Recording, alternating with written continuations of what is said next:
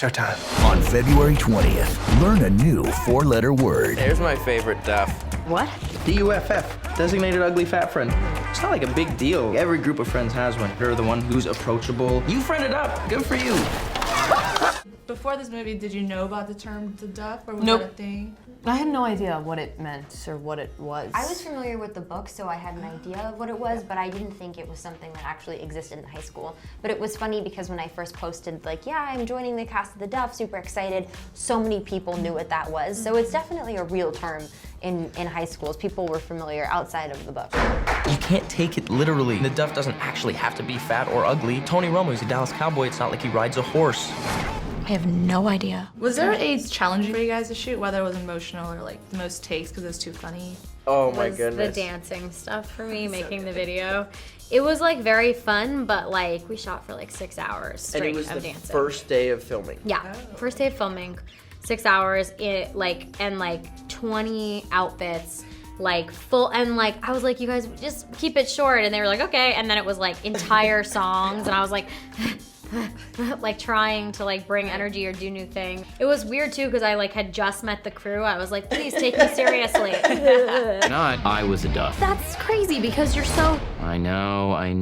I mean, look at me. Who would be the class clown? Ken, maybe. Yeah, Ken. Ken is so funny. But like I mean, the sweetest class yeah, clown he's ever. literally the nicest guy on the planet of the earth. I've never met anyone as nice as him. But he's also, then he gets in front of the camera and is like non-stop. When he says, I just had a bagel, so. Yeah, it's so funny. What would you guys give each other as a superlative? Most studious. Thank you. Most, yeah. Yeah, definitely is really smart. Most confident. Oh. Absolutely. Absolutely. yeah. And most funny. Oh my gosh, Bella is the class clown for sure.